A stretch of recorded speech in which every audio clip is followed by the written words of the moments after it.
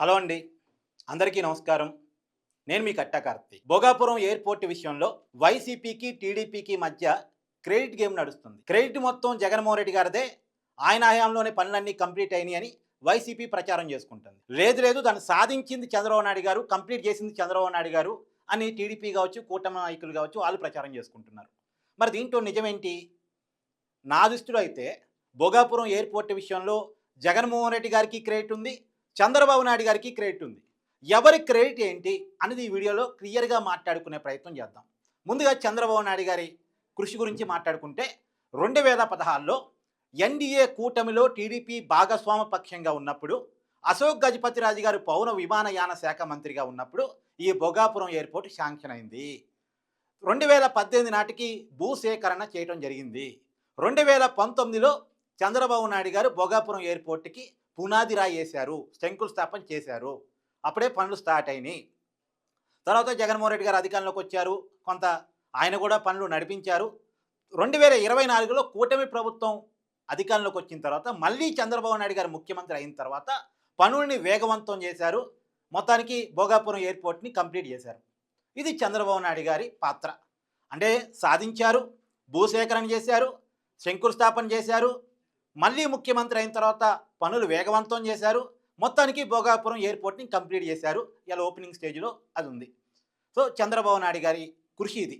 తర్వాత జగన్మోహన్ రెడ్డి గారి పాత్ర ఏంటి, జగన్మోహన్ రెడ్డి గారి రోల్ ఏంటి అనేది క్లియర్గా మాట్లాడుకోబోయే ముందు ఒక్కసారి ఆయన మాట్లాడిన ఒక మాటను మీకు వినిపించిన తర్వాత మనం సబ్జెక్ట్లోకి వెళ్దాం.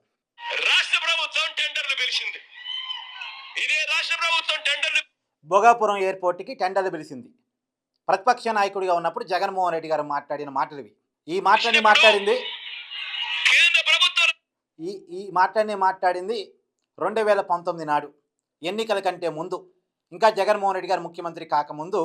ఆనాడు శంకుస్థాపన చేసిన సమయంలో చంద్రబాబు నాయుడు గారు ముఖ్యమంత్రిగా ఉన్నారు. ఆయన భోగాపురం ఎయిర్పోర్ట్కి పునాది రాయి వేశారు. ఆ సమయంలో జగన్మోహన్ రెడ్డి గారు మాట్లాడిన మాటలు ఒకసారి వినండి. రంగ సంస్థ ఎయిర్పోర్ట్ అథారిటీ ఆఫ్ ఇండియా రాష్ట్ర ప్రభుత్వానికి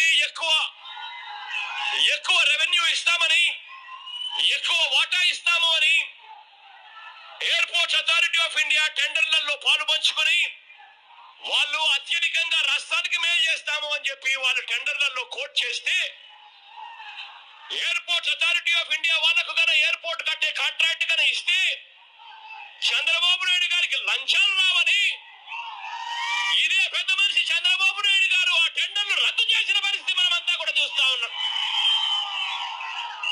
రెండోసారి టెండర్లు పిలిచారు.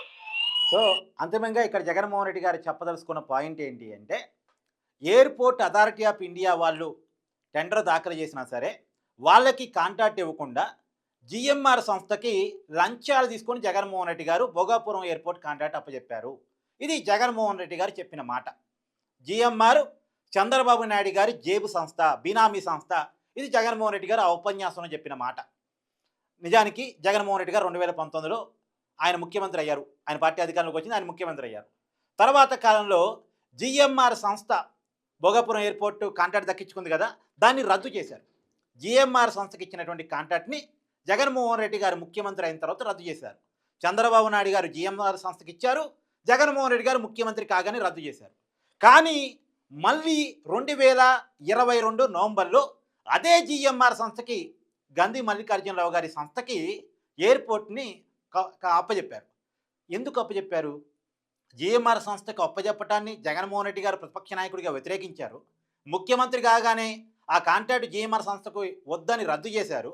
మళ్ళీ అదే సంస్థకి 2022 నవంబర్లో జిఎంఆర్ సంస్థకి కాంట్రాక్టు ఎందుకు అప్పచెప్పారు? ఈ మధ్యలో ఏం జరిగింది అంటే 2020-21 మధ్య కాకినాడ సెజ్జుకు సంబంధించినటువంటి వాటాలు 2020-21 మధ్యలో జిఎంఆర్ సంస్థకు సంబంధించినటువంటి కాకినాడ సెజ్జు వాటాలు దాదాపు 41% పైగా వాటాలని అరవిందో రియాలిటీ కంపెనీకి అప్పచెప్పడం జరిగింది. జిఎంఆర్ వాళ్ళు అమ్మేశారు అంటే అమ్మేయటం జరిగిందా, లాగేయటం జరిగిందా మీకు తెలియంది కాదు. లాగేయటం జరిగిందా నేను ఎందుకు అంటున్నానంటే, మీ గతంలో కేవీ రావు గారి కేసు తెలుసు కదా మీకు. దాని మీద సిఐడి విచారణ కూడా జరిగింది. కేవీ రావు గారి కేసు ఏంటి? కాకినాడ పోర్టుకు సంబంధించినటువంటి వాటాల్ని 51% వాటాల్ని 2,500 కోట్ల రూపాయల వాటాల్ని కేవలం 494 కోట్లకి రాపిచ్చేసుకున్నారు కేవీ రావును బెదిరించేసి. ఎవరికి రాపించుకున్నారు? అరవిందో రియాలిటీకి రాపించుకున్నారు. అప్పుడు ఎవరు బెదిరించారు ఆయన్ని, కేవీ రావుని? విక్రాంత్ రెడ్డి, వైవి సుబ్బారెడ్డి గారి కొడుకు, తర్వాత విజయసాయి రెడ్డి, తర్వాత శరత్ చంద్రారెడ్డి వాళ్ళ అల్లుడు అవుతారు. వీళ్ళంతా కలిసి బెదిరించేసి చివరికి జగన్మోహన్ రెడ్డి గారు కూడా ఇన్వాల్వ్ అయ్యి మొత్తానికి జగన్మోహన్ రెడ్డి గారి ఆదేశాల మేరకు కేవీ రావు గారి నుంచి అరవిందో రియాలిటీకి 2,500 కోట్ల రూపాయల షేర్స్ని కేవలం 494 కోట్లకే కాకినాడ పోర్టును రాపిచ్చేసుకున్నారు. దాని మీద కేవీ రావు గారు ప్రభుత్వం మారిన తర్వాత, కూటమి ప్రభుత్వం వచ్చిన తర్వాత కంప్లైంట్ చేశారు. ఆ కంప్లైంట్ మీద సిఐడి ఎంక్వైరీ చేశారు. సిఐడి ఎంక్వైరీ చేసిన క్రమంలో అరవిందో రియాలిటీకి సంబంధించిన మొత్తం విషయాలు బయటపడుతున్నటువంటి క్రమంలో విజయసాయి రెడ్డి గారు వైసీపీకి రాజీనామా చేసి మొత్తానికి ఆయన బీజేపీలతో లాబింగ్ చేసుకున్నారు. ఏమో మొత్తానికైతే రాజీ కుదుర్చుకొని ఏ వాటాలను అయితే లాగేసుకున్నారో మళ్ళీ ఆ వాటాన్ని కేవీ రావు గారికి ఒప్పచెప్పి సమస్యని షార్ట్అవుట్ చేసుకున్నారు. కాకినాడ పోర్టుకి సంబంధించి ఇవన్నీ మన కళ్ళ ముందు జరిగినాయి. దానికి సంబంధించిన క్లిప్పింగ్ కూడా మీరు పక్కన చూడొచ్చు. అలాగే జిఎంఆర్ సంస్థకు సంబంధించినటువంటి వాటాలు మరి నిజానికి చంద్రబాబు నాయుడు గారి జేబు సంస్థ జిఎంఆర్ అయ్యి ఉంటే, బినామీ సంస్థ జిఎంఆర్ అయ్యి ఉంటే వాళ్ళు ఎందుకు అరవిందో రియాలిటీకి కాకినాడ సేజుకు సంబంధించినటువంటి వాటాలు ఇస్తారు? మీరు అర్థం చేసుకోండి, మీకే వదిలేస్తున్నా. సో ఈ రకంగా అరవిందో రియాలిటీ ఎవరిది? ఇది అరవిందో రియాలిటీ విజయసాయి రెడ్డి గారి అల్లుడు వాళ్ళది, వాళ్ళ బంధువుల కంపెనీ. ఇలా ఆస్తులు లాక్కోవడం కోసం ఏర్పడ్డ కంపెనీయా కాదా అని చూడాలి మరి. ఇది జరిగింది. ఇదే జిఎంఆర్ సంస్థ అమ్మిందో లేదో అరవిందో రియాలిటీకి వెంటనే మళ్ళీ 2022 నవంబర్లో అదే జిఎంఆర్ సంస్థను పిలిచి భోగాపురం ఎయిర్పోర్ట్ అప్పచెప్పారు. ఏ సంస్థనైతే జగన్మోహన్ రెడ్డి గారు వ్యతిరేకించారో, ఏ సంస్థ చంద్రబాబు నాయుడు గారికి లంచాలిచ్చి భోగాపురం ఎయిర్పోర్ట్ని దక్కించుకుంది, జిఎంఆర్ సంస్థ కాకుండా ఎయిర్పోర్ట్ అథారిటీ ఆఫ్ ఇండియా కనుక కాంట్రాక్ట్ అప్పు చెప్తే ప్రభుత్వానికి లాభం జరిగేది అని జగన్మోహన్ రెడ్డి గారు వాదించారో, ఆ వాదన పక్కకు పోయింది.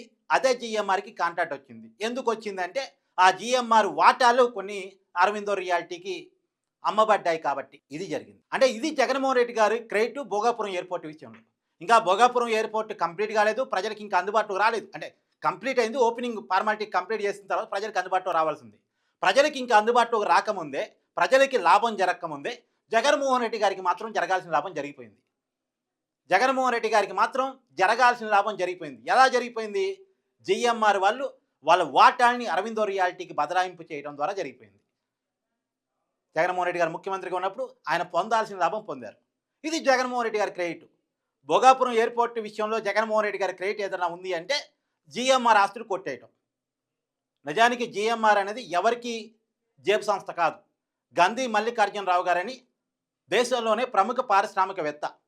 ఆయన హైదరాబాద్లో ఉన్నటువంటి శంషాబాద్ ఎయిర్పోర్ట్, రాజీవ్ గాంధీ ఇంటర్నేషనల్ ఎయిర్పోర్ట్ని జిఎంఆర్ సంస్థ నిర్వహిస్తుంది. ఢిల్లీలో ఉన్నటువంటి ప్రధాన విమానాశ్రయం ఇందిరాగాంధీ ఇంటర్నేషనల్ ఎయిర్పోర్ట్ని కూడా జిఎంఆర్ సంస్థే నిర్వహిస్తుంది.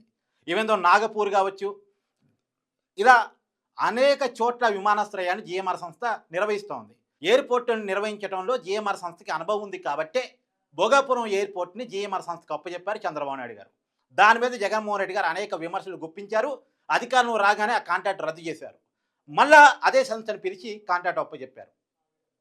అంటే దీన్ని బట్టి జగన్మోహన్ రెడ్డి గారి క్రెడిట్ ఏంది అనేటువంటిది మీరే అర్థం చేసుకోండి. మీ అభిప్రాయాన్ని కామెంట్ రూపంలో తెలియజేయండి. Thank you.